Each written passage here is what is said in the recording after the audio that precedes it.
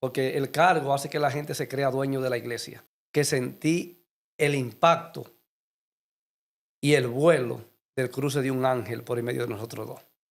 Yo fui bautizado en 1988, 18 de febrero del 88. Yo comienzo a estudiar la Biblia. Yo estudiaba la Biblia con la comida, con la cuchara y la comida, comiendo, Y era estudiando. estudiando la Biblia. Yo no dejaba de estudiar la Biblia, sino era comiendo mi comida y con ella puesta delante en la mesa.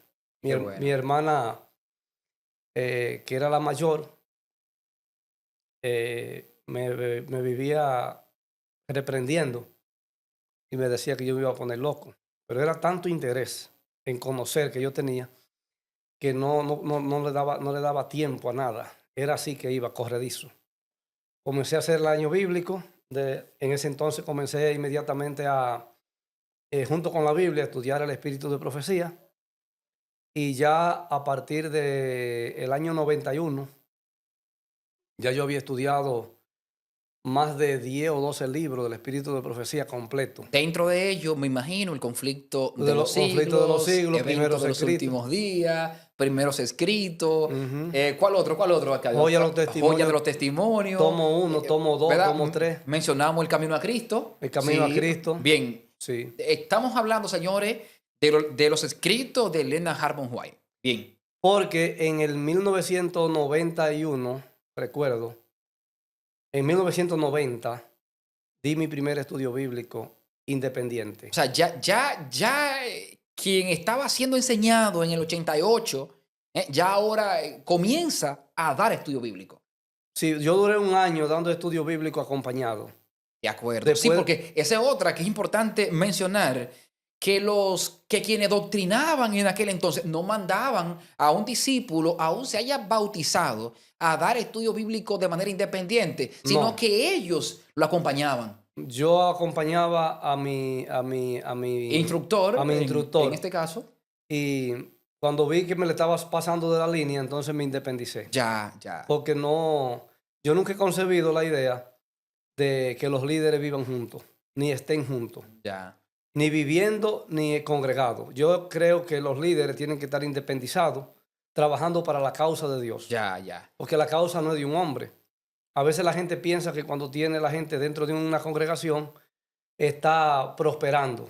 Los Ujú, líderes juntos no prosperan. ujú. Entonces eso atrasa la obra de Te Dios. lanzaste a dar tu primer estudio A dar bíblico. estudios bíblicos responsablemente, pero busqué un compañero de camino. Sí, de hecho, siempre es muy Sí, importante acompañarse de alguien. lo invité para que me acompañara en el camino. Kelvin Muñoz, que en esa época era un muchachito joven, recién llegado también en la fe, y tenía ya un tiempecito primero que yo en la fe, pero yo lo invité para que fuéramos, para que fuera mi compañero de viaje. Otra cosa que yo no tenía, yo no daba estudio dentro del marco que la iglesia marcaba. La iglesia marcaba un marco en el barrio y yo nunca entendí eso. Yo siempre entendí que el evangelio tenía que ser Que dado debía ser predicado el en todo el evangelio. mundo. Perfecto. Entonces yo no me limité a un Ya. círculo social de una instrucción de un anciano ni de un pastor. Yo primero estudiaba la Biblia. Luego Dios me inspiraba y me decía, mira, en tal o cual lugar hay que ir a predicar. Hay que ir a Entonces predicar. Dios me dejaba ver la necesidad de zonas que estaban en el alrededor de Santiago, que no era la zona de mi confort, era fuera de la ciudad. Entonces, desde ese entonces Dios comenzó a trabajar para que yo trabajara en lugares inhóspitos, como le decimos, lugares donde no había presencia adventista. Siempre recibí el ataque de que yo tenía que trabajar dentro del círculo de lo que se ordenaba en la iglesia. Y yo les decía, es que el evangelio tiene que llegar a todo el mundo y un hombre no puede prescribir zona. Quien la prescribe es el Espíritu Santo de Dios a la persona que quiere hacer la voluntad de Dios. Perfecto. Arcadio, llegas a nuestro lugar aquí donde nos encuentra a nosotros, ¿verdad? La parte, ¿qué te o sea, cómo decide venir a predicarnos en este caso y venir a este lugar aquí, Monción? ¿Cómo llegas aquí? Demasiada emoción al estudiar la Biblia y el espíritu de profecía. Yo trabajaba en una compañía, Quaker Esté, de aceite, 1991, y el Espíritu de Dios me decía, tú no haces nada aquí. Aquí en la ciudad, moviendo cajas, tú no haces nada. Tú tienes que caminar. Entonces me inspiró el Espíritu Santo y me dijo, tú tienes que irte a tu pueblo. En esa misma fecha yo estaba estudiando el libro Eventos de los Últimos Días Evento de los últimos y el días. libro Evangelismo. Evangelismo. Sí, y los mensajes eran tan contundentes en mi corazón que me decían día a día, deja el trabajo, deja el trabajo, deja el trabajo. Y en un choque de sazones, pues dejé el trabajo.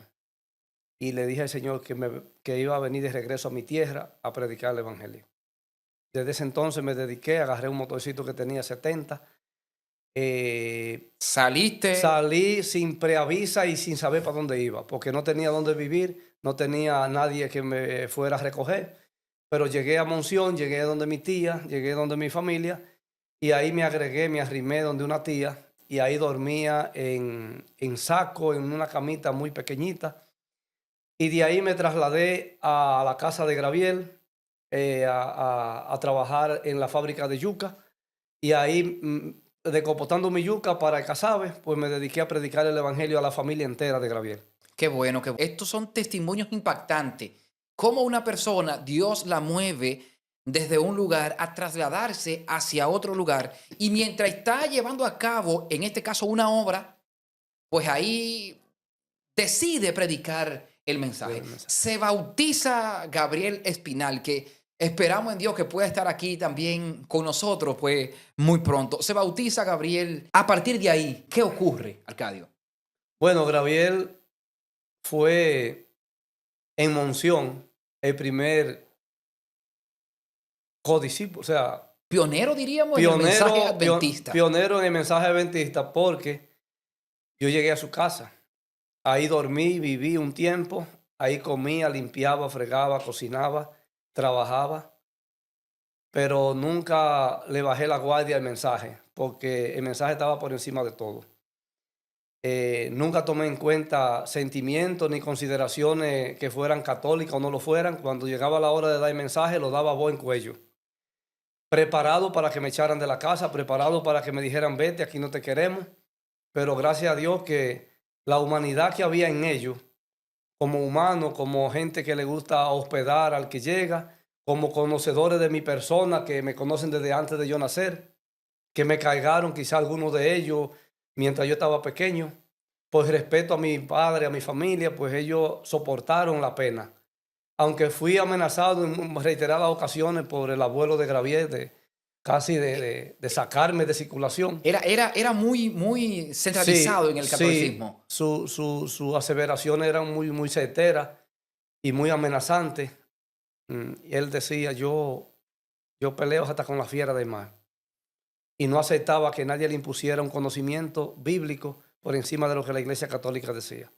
Entonces yo, con mis hechos, logré que ellos tuvieran que resistir y aguantar el escuchar el mensaje. O sea, yo le di evidencia con mis actos que yo era un hombre de trabajo, pero que también había que oír el mensaje de Dios porque había llegado la hora de que fuera predicado. Entonces Graviel, que era el más disidente de ellos, el más incompleto en cuanto a su modo de vivir, fue el agraciado de que Dios le transformara su vida. Hay una pregunta, Arcadio, que yo quiero hacértela, y es cuando Cristo llega al corazón de las personas, ¿qué se experimenta? O sea, cómo la vida cambia cuando o sea, cuando Cristo llega al corazón de la persona? Mira, cuando Cristo está en el corazón del ser humano, primeramente cuando tú estás en la iglesia, tú te debes al anciano, al pastor, a los hermanos. Tú dependes de las consideraciones de lo que ellos digan. Todavía tú no dependes de Cristo, tú estás asimilando el camino. tú estás codependiendo de lo que ellos digan, qué predicar, qué no predicar, qué decir, qué no decir, cómo caminar, cómo sentarte. Pero cuando el Espíritu de Dios te toca, ya no existe frontera, ya no existe sistema, ya no existe organización humana, sino solo aquella que esté sujeta a la voluntad de Dios. Amén. Porque tú pierdes el hilo de lo que es un sistema organizado en cuanto a poder estructural, Terrenal, en este caso. en cuanto a influencia económica, en cuanto a impresión de miembros, de números, ya a ti eso no te impresiona. Cuando Dios te toca, tú estás allí para servirle a Dios. Tú no tienes preferencia con Límite, en este con caso, límite, sí. con altura de cargo. Tú eres un siervo de Dios. Bueno, Otra cosa es que tú no aceptas, en el Espíritu de Dios no se acepta regla impuesta por el hombre. de hecho, Jesucristo dijo en cierta ocasión, el que quiera ser grande, pues dedíquese a servir.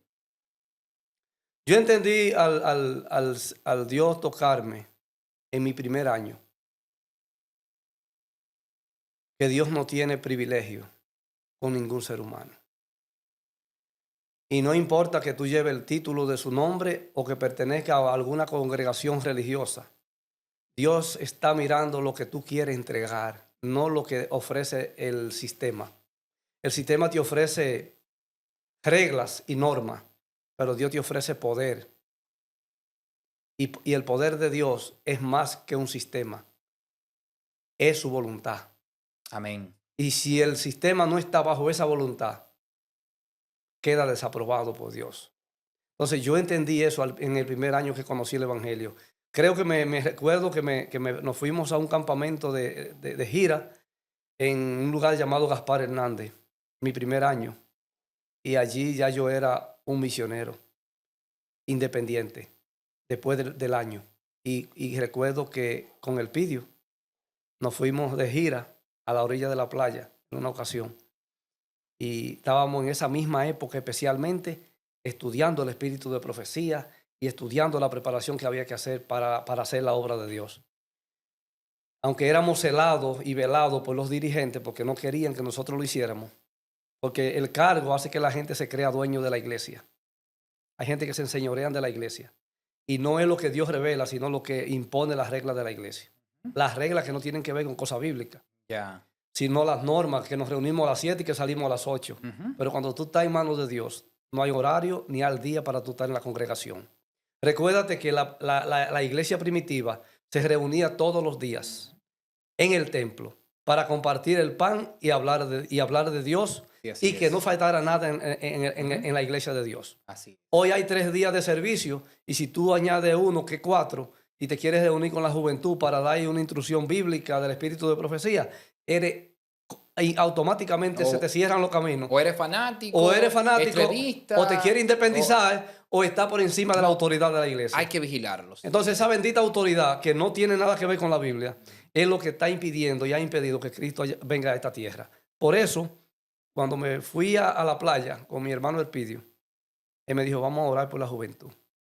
Cuando nosotros nos hincamos a orar en la playa, fue la primera vez en mi existencia como ser humano que que sentí el impacto y el vuelo del cruce de un ángel por en medio de nosotros dos. Nosotros estábamos orando y él me dijo, ora tú primero.